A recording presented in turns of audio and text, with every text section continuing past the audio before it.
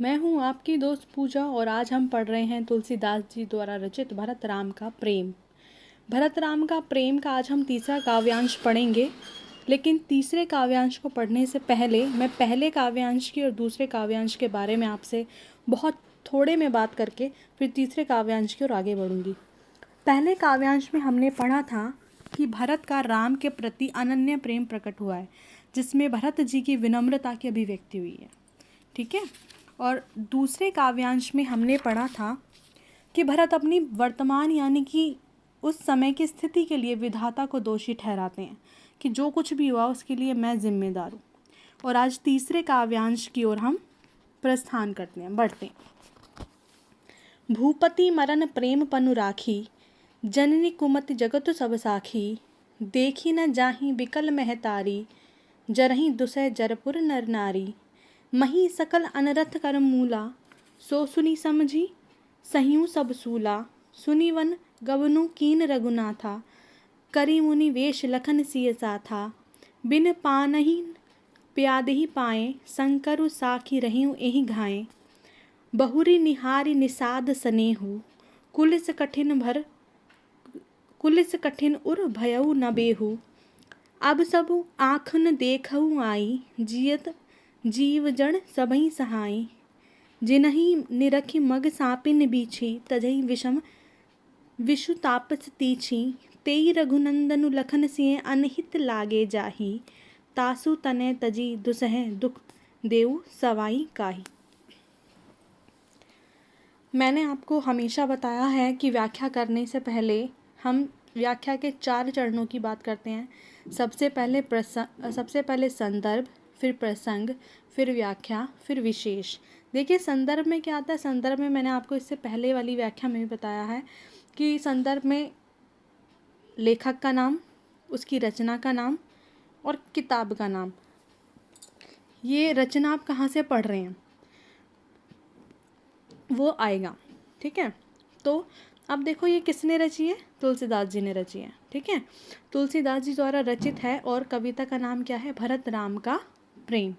ठीक है। अब प्रसंग की बात करें तो इस काव्यांश में भरत राम के वनगमन का मतलब है वन जाने का कारण स्वयं को मान करके व्यथित यानी कि बहुत परेशान हो रहे हैं। अपनी इस व्यथा या पीड़ा या दुख का कारण उन्होंने अपनी माता को माना है। कवि ने भरत की पीड़ा को यहाँ पर अभिव्यक्ति दी है तीसरे काव्यांश के माध्यम से। ठीक है। आइए अब व्याख्या की ओर रुख करते हैं। मैंने आपको संदर्भ बता दिया, प्रसंग बता दिया, व्याख्या की बात करते हैं। भूपति मरन प्रेम पनु राखी, जननी कुमति जगत सब साखी। अब यहाँ पर कवि कह रहे हैं भूपति यानी कि राजा, मरन यानी कि मरना, प्रेम यानी कि प्रेम, पनु यानी कि प्रण यानी कि जो उन्होंने शपथ एक तरह से ली थी या जो प्रण लिया था। राखी यानी कि रखना, जननी यानी कि जन्म देने वाली माता, कुमति यानी कि बुरी बुद्धि, जगतु यानी कि जगत, सबु साखी सब साक्षी, साखी यानी कि साक्षी हैं, प्रमाण हैं। अब इसकी हिंदी देखते हैं। भूपति मरन प्रेम पनु राखी, कि राजा के मरने के और प्रेमवश उन्होंने जो प्रण लिया था उसके, जननी कुमति जगतो सब साखी, और मेरी माता की कुबुद्धि का पूरा संसार जो है, पूरा जगत जो है सब साक्षी है। अब देखो पहली लाइन में 3 बातें की जा रही हैं। एक तो भूपति मरण, भूपति यानी कि राजा के मरने का, और प्रेमवश उन्होंने जो प्रण लिया था उसका, और भरत की माता की कुबुद्धि का पूरा संसार साक्षी है। पहली लाइन क्लियर है। दूसरी देखते हैं। देखी न जाहि विकल महतारी। अब जब श्री राम, लक्ष्मण और सीता माता के साथ वन को चले गए हैं तो अब उनकी हालत, सबकी हालत कैसी हो गई, उनके बिना बहुत बेकार हो गई है। चाहे वो माताएं हैं या अयोध्या में रहने वाले नगरवासी हैं, सबकी हालत जो है वो बहुत बेकार हो गई है। तो दूसरी लाइन में उसी के बारे में बात की जा रही है। देखी न जाहि विकल महतारी, देखी न जाहि, देखी नहीं जाती, विकल महतारी, विकल यानी कि बेचैन, महतारी यानी कि माताएं, कि मुझसे अपनी बेचैन माताओं की हालत जो है वो देखी नहीं जाती। जरहि दुसह जरपुर नर नारी। अब देखो इसमें क्या कह रहे हैं इस लाइन में कि जरहि दुसह जरपुर नर नारी। दुसह यानी कि असहनीय, जरहि यानी कि जलती है, दुसह यानी कि असहनीय, जर यानी कि जलना, पुर का मतलब होता है एक तरह से बस्ती या घर में रहने वाले, नर नारी यानी कि अयोध्या में रहने वाले जितने भी लोग हैं, नर और नारी हैं, वो सब भड़कने वाली असहनीय ज्वाला में जल रहे हैं। ठीक है, वो सब क्या कर रहे हैं, विरह की कठिन अग्नि में जल रहे हैं। ठीक है, अब आगे भरत क्या कहते हैं, मही सकल अनरथ कर मूला, सो सुनी समझी सही सब सूला। मही सकल अनरथ कर मूला, मही सकल, मैं ही, सकल यानी कि सारा, अनरथ यानी कि अनर्थ, कर मूला कि मैं ही इस सारे अनर्थ का कारण हूँ। सो सुनी समझी, जो सोच समझ करके भी, सही सब सूला, जो सब कुछ सोच समझ करके भी चुप रहा हूँ या दुखी हो रहा हूँ।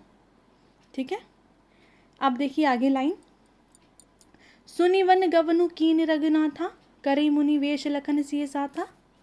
कि श्री राम जो हैं, प्रभु श्री राम जो हैं, सुनी वन गवनु कीन रघुनाथा,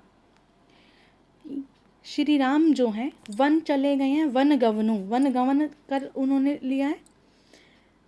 करी मुनि वेश लखन सिय साथा, कि अपना वेश कैसे बना दिया उन्होंने, मुनि का वेश धारण, मुनियों का वेश धारण करके गए हैं ना, सारा राजपाट ही त्याग करके साधारण गेरुआ वस्त्र में गए हैं। तो वही कह रहा है कवि यहाँ पर, करी मुनि वेश, कि मुनियों का वेश धारण करके लखन सिय साथा, और लखन यानी कि लक्ष्मण, सिय यानी कि सीता के साथ वो वन को चले गए। कैसे चले गए हैं, बिन पानहि प्याद ही पाए, शंकरु साही रही, शंकरु साखी रही एक घाए।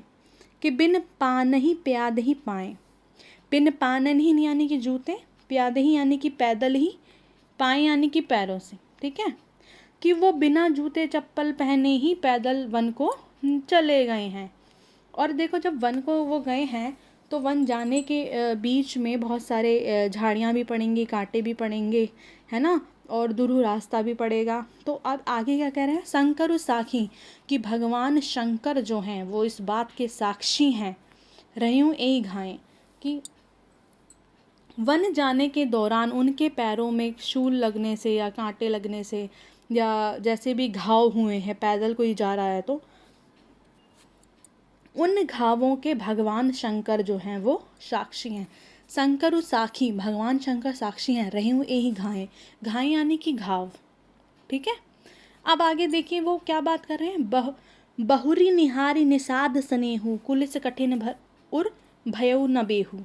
अब वो आगे कहते हैं कि बहुरी निहारी निषाद स्नेहु, रामचरितमानस में निषाद राज नाम का एक पात्र है। अगर आपने ध्यान दिया हो तो श्री राम के साथ जो भालू के अवतार में जो रहते हैं वो निषाद राज के नाम से जाने जाते हैं। ठीक है, तो अब भरत यहाँ पर क्या कह रहे हैं कि निषाद राज का प्रेम देखकर भी, कि बहुरी निहारी निषाद स्नेहु यानी कि स्नेही, ठीक है, निहारी यानी कि देखना, निहारना, कि निषाद राज का प्रेम देखकर भी कुलिस कठिन उर भयउ न बेहू, कि इस वज्र के समान, वज्र यानी कि पत्थर के समान कठोर हृदय में छेद भी नहीं हुआ।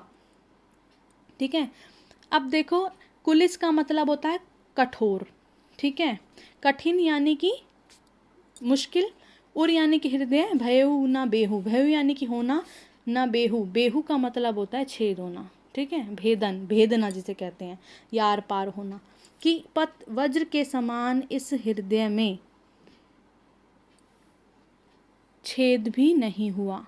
ठीक है, अब आगे देखते हैं, अब सबु आँखिन देखूँ आई, जियत जीव जड़ सबई सहाई। क्या कहते हैं कि अब यहाँ आकर सब कुछ मैंने अपनी आँखों से देख लिया है। अब सबु आँखिन देखूँ आई, जब अभी देखो इस पैराग्राफ में भरत जो हैं श्री राम के पास गए हैं। ठीक है, और श्री राम के पास जाकर के वो अपनी व्यथा, जो अपनी मुश्किल है, उसे अब स्वयं को उसका कारण मान करके वो परेशान हो रहे हैं। अब वो वहाँ जाकर के क्या कह रहे हैं, अब सब वो आँखें ने देखा हुआ ही, कि अब मैंने सब कुछ अपनी आँखों से देख लिया है। जियत जीव जड़ सबई सहाई, ठीक है, कि अब जड़ जीव जीता रहकर सब कुछ सहता रहेगा। अब देखो कि वो जीव किसे कह रहे हैं यहाँ पर, जीव वो स्वयं को कह रहे हैं, ठीक है। जियत जीव जड़ सबई सहाय, कि ये जीव जो है जड़ बन करके, जड़ कहते हैं जिसमें जानना हो, जड़ बन करके सब कुछ देखता और सहता रहेगा, यानी कि चुपचाप बना रहेगा। आगे लाइन देखते हैं अपनी, जिन्हीं निरखी मग सापन बीची तजई विषम विषु तापस तीछी, कि जिनको देख करके रास्ते के सांप और बिच्छू तक अपने भयंकर विष को त्याग देते हैं। जिन्हीं निरखी मग सांपन बीछी, जिन्हें निरखी निहार करके देख करके, मग अपने मार्ग में, सांपन यानी कि सांप, बीछी बिच्छू, तजही यानी कि छोड़ना त्यागना, विषम का मतलब होता है बहुत मुश्किल, विषु यानी कि विषु जहर विष, तापस तीछी, ताप देखो तीछी का मतलब होता है तीव्र, जिसे देख करके जो सांप और बिच्छू हैं वो शीघ्र ही अपने विष को त्याग देते हैं, ठीक है। तेई रघुनंदनु लखन सिए अनहित लागे जाही, तेई रघुनंदनु, तेई यानी कि वे ही रघुनंदनु, वे ही रघुनंदन, रघुनंदन कौन है यहाँ, भगवान श्री राम। लखनऊ यानी कि लक्ष्मण, सिए यानी कि सीता, अनहित यानी कि जिसे वो अनहित लगे, अनहित का मतलब होता है शत्रु जान पड़े, लागे जाही, तासु तने ताजी दुख दुसह दुख देऊं सवई काहीं, कि उस केकई के पुत्र को तुझे छोड़कर भाग्य का ये असहनीय दुख किसे मिलेगा। तासु तने, तने तासु का मतलब होता है उसका, तने का मतलब होता है पुत्र, तजी का मतलब होता है त्यागना, दुसह का मतलब होता है असहनीय, जो सहा ना जा सके, दुख, ठीक है। सवई काही यानी कि किसे, ठीक है। तो अब यहाँ पर भरत अपने लिए कह रहे हैं कि तुझे छोड़कर भाग्य का ये असहनीय दुख किसे मिल सकता है, क्योंकि पाप तो भाई तुमने किया है ना। वो अपने इस सारे जो फसाद की जड़ है किसे मान रहे हैं, अपने आप को मान रहे हैं। इस पूरे व्यर्थ का कारण किसे मान रहे हैं, अपने आप को मान रहे हैं। तो इसमें यही कह रहे हैं कि तुझे छोड़कर ये भाग्य का असहनीय दुख किसे मिल सकता है। तो इस काव्यांश में जो उन्होंने तुझे कहा है वो स्वयं के लिए कहा है, ठीक है। अब देखो जल्दी से विशेष की बात करते हैं। संदर्भ की बात हो गई, प्रसंग की बात हो गई, व्याख्या हमने पढ़ लिया, विशेष, ठीक है। विशेष में सबसे पहले बात करते हैं हम भाषा की। तो भाषा कौन सी है, अवधि, वेरी गुड, ठीक है। दूसरा, अब देखो इसमें भरत की व्याकुल दशा का मार्मिक चित्रण हुआ है। मार्मिक का मतलब होता है मन को छू लेने वाला, जिसमें भरत की व्याकुल यानी कि परेशान, ठीक है, परेशान दशा का इसमें मार्मिक चित्रण हुआ है या अंकन हुआ है, आप कुछ भी कह सकते हैं, ठीक है। इस काव्यांश के माध्यम से वे प्रायश्चित करते हुए जान पड़ते हैं, ठीक है। छंद कौन सा है, छंद है दोहा चौपाई। पहले काव्यांश में, दूसरे काव्यांश में और आज के तीसरे काव्यांश में छंद और भाषा बिल्कुल सेम रहेगी, एक जैसी ही है, अलग नहीं है, ना भाषा ना छंद, ठीक है। और इस काव्यांश में कई जगह अनुप्रास अलंकार का प्रयोग भी किया गया। अब देखिए जैसे तीसरी लाइन एकदम से मेरी नज़र पड़ी, सो सुनी समझी, सावर्ण की आवृत्ति है तो कौन सा अलंकार हो गया, अनुप्रास अलंकार। इस तरह से आप इसमें और भी कई जगह पर अनुप्रास अलंकार देख सकते हैं। जैसे कि ये 5वीं लाइन में, बिन पानन ही प्याद ही पाए, तो पावण की आवृत्ति कौन सा अलंकार हो गया, अनुप्रास अलंकार, ठीक है। इसी के साथ मैं अपनी ये वीडियो यहीं पर ख़त्म करती हूँ और आगे आने वाली वीडियो में मैं मिलूँगी आपको तुलसीदास जी द्वारा रचित पद के साथ, ठीक है। Thank you.